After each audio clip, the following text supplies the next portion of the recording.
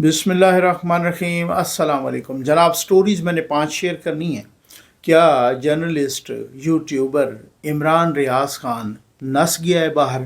अब इमरान रियाज का एक रिस्पांस भी आ गया है और वो कहाँ गया है, कहाँ पर उन्होंने असाइलम की दरख्वास्त जमा करवाई है। अमेरिका ने पाकिस्तान की इमदाद रोक दी है। सुप्रीम कोर्ट में बड़ा फड्डा पड़ा हुआ है, तकसीम और भी गहरी हो गई है और मंसूर अली शाह साहब, जस्टिस मंसूर अली शाह साहब बिल्कुल अकेले हो गए हैं। सुप्रीम कोर्ट में 8 नए जजेस भी आ रहे हैं और मोहसिन नकवी साहब गए थे अमेरिका और वहाँ पर एक अजीब सा फटा पड़ा है और अमेरिका, और फिर उसमें अब ये हो रहा है कि उन्होंने वहाँ पर कोई एंटी चाइना तकरीब में कोई शिरकत की है। मोहसिन नकवी साहब का रिस्पांस भी आ गया है। यूके की पुलिस ने नवाज शरीफ, शहबाज शरीफ यानी शरीफ फैमिली को वार्न किया है कि यहाँ लंदन में आप पर पुरतशद्दुद हमला हो सकता है, यानी ख़तरनाक तरीन हमला हो सकता है। इस पर भी बात करेंगे। बस जल्दी से आप चैनल सब्सक्राइब कीजिए, जहां घंटी का निशान बना हो उसे प्रेस कीजिए ताकि हर नई आने वाली वीडियो आप तक पहुंचती रहे, आपको पूछना न पड़े। हमारे वाटर प्रोजेक्ट्स भी लग रहे हैं भाई, अल्लाह के करम और आपके तावन से लग रहे हैं। आप अपने मरहूमीन के इसाले सवाब के लिए एक वाटर प्रोजेक्ट लगाइए और उन प्यासों की प्यास बुझाइए जो जोड़ों वाला, जो गटरों वाला पानी पी रहे हैं। हम उन इलाकों में लगा रहे हैं जहाँ पर बेआब इलाके हैं। हमने 29 रमज़ानुल मुबारक तक इंशाअल्लाह उन इलाकों की 100 मसाजिद में लगाने हैं वाटर प्रोजेक्ट, और ये लग जाएंगे। अल्लाह के करम से लगेंगे। जो आपका तामुन जारी व सारी है उसी के ज़रिए लगेंगे। ये एक आदिल राजा, ज़ाहिर है उनको, आपको पता है, दुश्मन पाकिस्तान, पाकिस्तान की फ़ौज का दुश्मन, नमक हराम किस्म का बंदा, वो कहता है कि ज़राए के मुताबिक पाकिस्तान से सेफ़ एग्ज़िट मिलने के बाद इमरान रियाज खान ने मस्कत, ओमान से बमा फैमिली एमरजेंसी अमरीकी असाइलम वीज़ा अप्लाई किया जो उनको मिल गया है।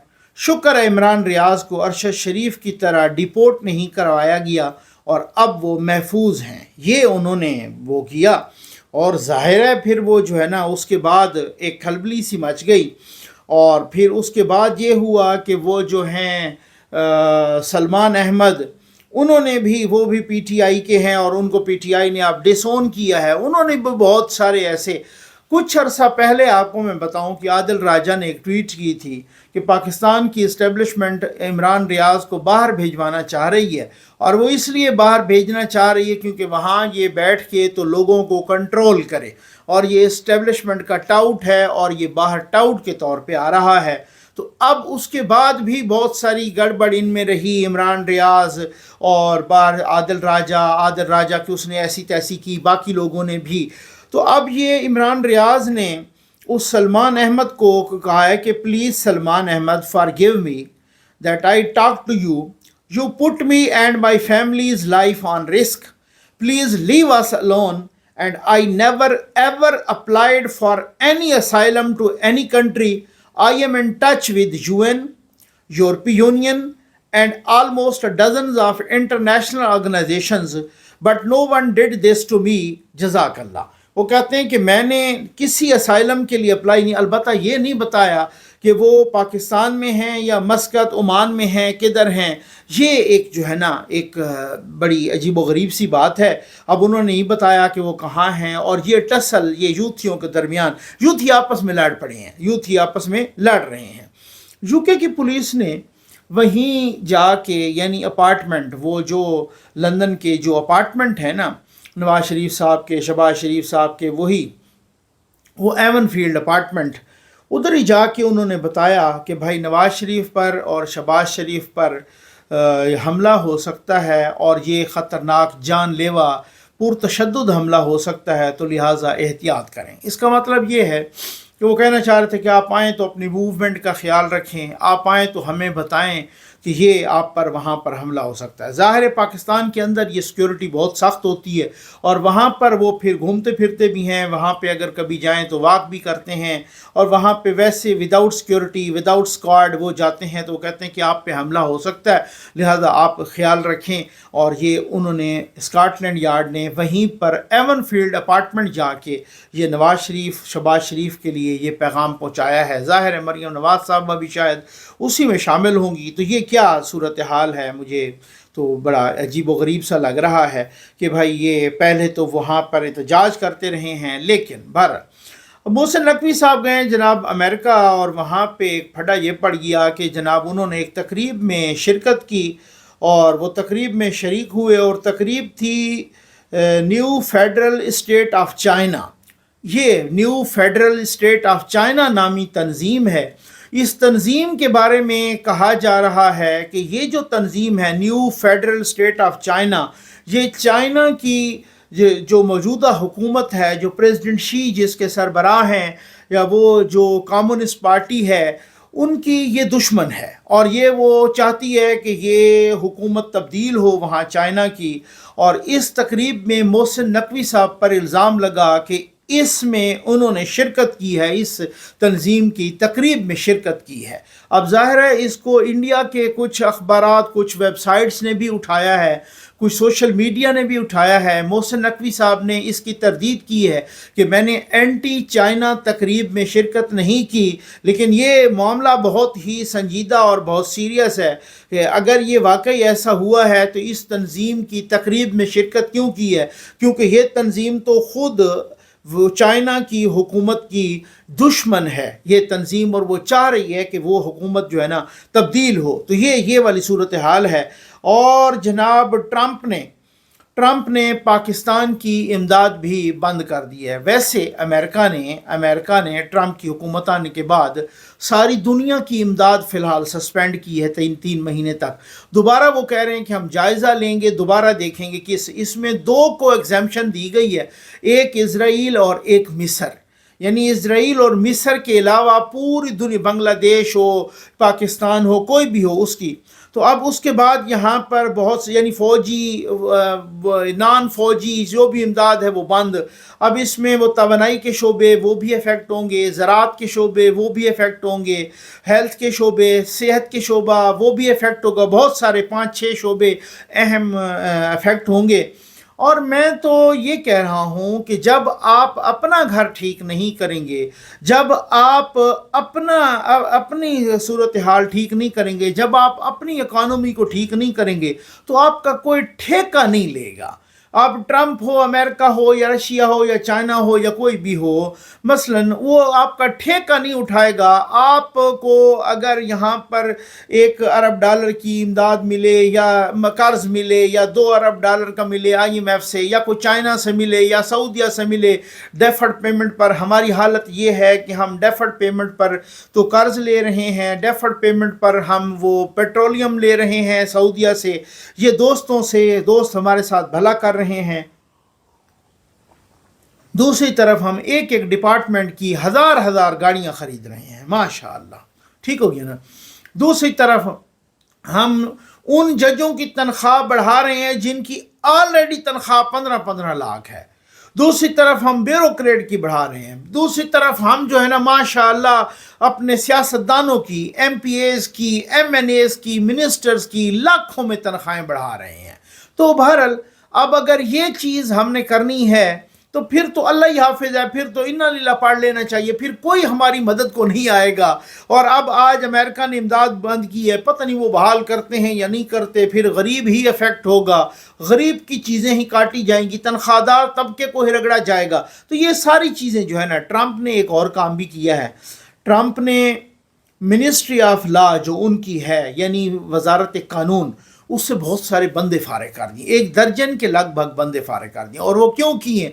وہ اس لیے کیے ہیں کہ جو ٹرمپ کے خلاف انہوں نے مقدمات لڑے، اور ٹرمپ کے خلاف جو منسٹری آف، ظاہر ہے جو بھی کوئی مقدمہ بنتا ہے تو وہ وزارت قانون سے بنتا ہے، منسٹری آف لا سے بنتا ہے۔ تو وہ اکثر پراسیکیوٹرز، کیونکہ وہ پراسیکیوٹر تو جاتے تھے نا مقدمہ لڑنے کے لیے، وہ تو وکیل ہوتا ہے ایک طرح کا، تو وہ پراسیکیوٹر گئے اور ان پراسیکیوٹرز کو اب فارغ کر دیا. کچھ نے تو ٹرمپ کے ڈر سے ویسے ہی استعفیٰ دے دیا اور کچھ نے ماشاءاللہ وہیں سے پھر جو ہے نا وہ فارغ کر دیا. اب آ جائیں، ایک بہت بڑا پھڈا آپ کے اپنی سپریم کورٹ میں پڑا ہوا ہے، اور سپریم کورٹ میں یار یہ پھڈا پڑا ہوا ہے. آپ کو پتہ ہے کہ بھائی وہ منصور علی شاہ صاحب کے پاس ایک کیس چلا گیا تھا اس بینچ میں، اس میں منصور علی شاہ صاحب تھے، اس میں جناب وہاں پر جسٹس عائشہ ملک صاحبہ تھیں، اس میں وہ سعادت صاحب تھے جسٹس، تو سندھ کے جو آئے تھے، تو یہ 3 کا بینچ بنا تھا. بعد میں وہ بینچ ٹوٹا تو اس میں عقیل عباسی صاحب کو شامل کیا گیا وغیرہ. تو وہ مقدمہ وہ ایڈیشنل رجسٹرار نے بھیجا تھا، یہ ایڈیشنل رجسٹرار جوڈیشل، پھر اس نے واپس کر لیا کہ جی وہ یہ مقدمہ آپ کی طرف غلطی سے آ گیا ہے، اور یہ تو مقدمہ اصل میں اس میں چونکہ کسٹم کا تھا، لیکن وہ کہتے ہیں اس میں کچھ آئینی چیزیں انوالو تھیں، تو وہ ہم بھیجنا ہے اب وہ جو آئینی بینچ ہے نا اس کو. اب اس کے بعد وہ بگڑ گئے ججز، انہوں نے کہا جی آپ کیسے کہہ سکتے ہیں، آپ نے ایک مقدمہ بھیجا اور اس مقدمے کو واپس کیوں کیا آپ نے؟ آپ واپس نہیں لے سکتے ایک دفعہ مقدمہ. جوڈیشل کمیٹی جو ہے یا انتظامی کمیٹی وہ نہیں لے سکتی وہ ایک بینچ سے واپس نہیں. اب یہ بہت بڑا پھڈا پڑ گیا، مقدمہ تو واپس ہو گیا. انہوں نے ایڈیشنل رجسٹرار کو بیچارے کو توہین عدالت کا نوٹس جاری کر دیا، پھر ایڈیشنل رجسٹرار نے وہ توہین عدالت کا نوٹس چیلنج کر دیا. وہ کوئی 6 رکنی بینچ بنا، وہاں پر ایڈیشنل رجسٹرار کو توہین عدالت کا نوٹس تو نہیں ہوا، لیکن اب یہ ہے کہ جسٹس منصور علی شاہ صاحب اور عقیل عباسی صاحب، انہوں نے 2 جسٹسز نے ایک ڈویژن بینچ نے اپنے سے ہی سو موٹو لے کے، حالانکہ 26ویں آئینی ترمیم کے بعد سو موٹو لے ہی نہیں سکتے، وہ سو موٹو صرف آئینی بینچ لے سکتا ہے. انہوں نے جناب وہ ایک طرح سے چیف جسٹس کو بھی توہین عدالت کا مرتکب قرار دے دیا، اور انہوں نے یہ کہا کہ اس پہ فل کوڈ بنایا جائے، اور اس کو تو رجسٹرار کو، ایڈیشنل رجسٹرار کو تو انہوں نے چھوڑ دیا، لیکن انہوں نے کہا جی ان پہ فل کوڈ بنایا جائے وغیرہ وغیرہ، یہ اس طرح سے، اور بہت سارے اور ججز کو بھی رگڑ دیا. تو اب وہ مقدمہ جب وہ گیا اپنا رجسٹرار والا، تو انہوں نے وہاں پر وہ تو چلو ٹھیک ہے وہ فائنل کر دیا، اس کو نمٹا دیا، لیکن وہ جسٹس امین الدین اور جسٹس جمال مندوخیل اور ان جتنے بھی یہ جو بینچ لارجر بینچ تھا، انہوں نے جناب رگڑ کے رکھ دیا. انہوں نے بہت ساری باتیں کی، بہت سارے ریمارکس، ایک فیصلہ آیا، اور اس میں بھی یہ جناب کہ بھائی بہت سارے ججز ناراض ہوئے کہ یہ کیا ہے. خود اٹارنی جنرل گیا، انہوں نے کہا کہ جی یہ تو انہوں نے ایک سو موٹو لے لیا ہے جو کہ منصور علی شاہ صاحب لے بھی نہیں سکتے تھے. اب منصور علی شاہ صاحب بالکل اکیلے ہو گئے ہیں. پتہ نہیں، مجھے سمجھ نہیں آتی، بہت سینئر جج ہیں ماشاءاللہ، ان کو کیوں نہیں آرام آ رہا، ان کو کیوں نہیں سکون، ان کو کیا مسئلہ کیا ہے کہ بھائی اگر آپ نے کام کرنا ہے. ایک نے بینچ یہی بات جسٹس مندوخیل صاحب، جسٹس امین الدین خان، انہوں نے کہا یہی بات کہ جی ہم بھی جج ہیں، اگر وہ مقدمہ ہم نے سن لیا تو کون سا کسی اور نے تو نہیں سنا، وہی سپریم کورٹ نے سن لیا ہے، اور کون سا یہ والی صورتحال ہے. ہر بندہ اپنا کام کرے، اور ہر بندہ اگر کام کر رہا ہے تو ایسی کوئی بات نہیں، سپریم کورٹ کو کچھ نہیں ہوگا، آپ بے فکر رہیں، ایسی کوئی بات نہیں ہے. انہوں نے ہمیں بھی آئینی اپنا توہین عدالت کا مرتکب قرار دیا، اور انہوں نے ریمارکس دیے کہ انہوں نے تو جسٹس یحییٰ آفریدی صاحب کو بھی مرتکب قرار دے دیا. اب وہ مقدمہ جو ان کا اب جو 13 تاریخ اور 16 تاریخ کو جو ان کی آرڈر آئے تھے اس کو اڑا کے رکھ دیا. اب اٹارنی جنرل نے کہا ہے کہ یہ جو فل کوڈ بننے والا معاملہ ہے اس کو ہم چیلنج کر رہے ہیں، یعنی وفاق اس کو چیلنج کر رہا ہے سپریم کورٹ میں. تو یہ اچھا خاصا ایک پھڈا پڑا ہوا ہے جس کی وجہ سے بہت سارے لوگ افیکٹ ہو رہے ہیں، جس کی وجہ سے پوری دنیا تماشا دیکھ رہی ہے. میں سمجھتا ہوں یہ بہت ہی عجیب و غریب سی صورتحال ہے. اصل میں جسٹس یحییٰ آفریدی صاحب چونکہ اس لحاظ سے جونیئر ہے نا، اب وہ بہت ریگارڈ رکھ رہے ہیں. اس وقت تو یہ لوگ کہہ رہے تھے، بہت ساروں سے کہلوایا بھی گیا، بہت سارے یوتھیا صحافیوں سے، یوٹیوبر سے، کہ اگر یحییٰ آفریدی صاحب کو بنایا گیا تو فلاں فلاں بندہ تو ریزائن کر جائے گا، جسٹس منصور علی شاہ صاحب تو ریزائن کر جائے. اب وہ شاہ جی نے ریزائن تو نہیں کیا، لیکن پھٹا ہی پھٹا وہ عجیب و غریب سا. پھر اس کے بعد کہتے ہیں کہ جناب ریاست آتی ہے یا ریاستی ادارے آتے ہیں، اور پھر اگر نہیں چلنے دیا اور پھر اسی طرح سے پھڈے ڈلتے رہے تو پھر مجھے تو خدشہ ہے، خدا نخواستہ اللہ معاف کرے، کچھ اور ہی ہو جائے. جیسے پہلے بہت سارے فارغ ہوتے رہے ہیں تو کیا پتہ کچھ اور ہی فارغ ہو جائیں. سپریم کورٹ میں نئے 8 ججز آ رہے ہیں بھائی. 26ویں آئینی ترمیم جا بھائی تو تعداد ڈبل ہو گئی، اور وہ ڈبل کرنی ہے. اور اب جناب یوتھیا مالشیا پالشیا وہ کہہ رہے ہیں کہ دیکھو جی کیونکہ 26ویں آئینی ترمیم کا یہ بینچ میں لگ گیا ہے، آئینی بینچ میں، اب جناب وہ ججز اور لائے جا رہے ہیں، تو کیوں اس کو ڈیلے کیا جا رہا تھا؟ پتہ بھائی ڈیلے جو بھی ہے ایک قانون اور آئین کے مطابق آ رہے ہیں نا، وہی جو جوڈیشل کمیشن آف پاکستان ہے وہی لگائے گا نا. تو اب وہ جوڈیشل کمیشن آف پاکستان لگنے کے بعد ہو سکتا ہے آئینی بینچ کی ریکانسٹیٹیوشن ہو جائے، آئینی بینچ کی دوبارہ تشکیل ہو جائے، اور وہ بھی ایک قانونی اور آئینی پروسیس ہے. مارشل لا ڈکٹیٹر تو کر نہیں رہا، جو پارلیمنٹ نے قانون پاس کیا ہے اسی قانون پاس کرنے، اور وہی جو 26ویں آئینی ترمیم ہے یہ کو وابڈا والے یا کلرکوں نے تو کی نہیں، نہ ہی ٹیچروں نے کی ہے، یہ وہی پارلیمنٹیرینز نے کی ہے. تو پھر تڑپنا کیسا، پھر تکلیف کیسی، پھر بے سکونی کیسی؟ ذرا تھوڑا سا حوصلہ رکھیں. اگر جو بھی آئیں گے تو جج ہی آئیں گے، اور وہی 26ویں آئینی ترمیم کے تحت آئیں گے، وہی جوڈیشل کمیشن آف پاکستان ہی لائے گا. تو جو بھی آئیں گے، اب وہ تمام یہ 8 ججز آئیں گے، تمام چاروں ہائی کورٹ سے انہوں نے 5 سینئر موسٹ جج مانگ لی ہیں، اور پھر اس کے بعد اسلام آباد ہائی کورٹ سے 3 سینئر موسٹ جج مانگ لی ہیں. اب دیکھیں کہ کون کون سے جج آتے ہیں، اور یہ غالباً 9 فروری کو اس کا اجلاس ہے. امید ہے آپ کو ویڈیو پسند آئی ہوگی. آپ کا بہت بہت شکریہ. السلام علیکم ناظرین. ظفر نقوی ویلفیئر فاؤنڈیشن کے واٹر پروجیکٹ صاف پانی محفوظ زندگی میں آج بیاب علاقہ کی ایک مسجد میں ایک واٹر پروجیکٹ کی تکمیل ہوئی، جو کہ محترم خالد جاوید، محترمہ زاہدہ جاوید اور محترم ابراہیم جنید اینڈ فیملی نے عطیہ کیا.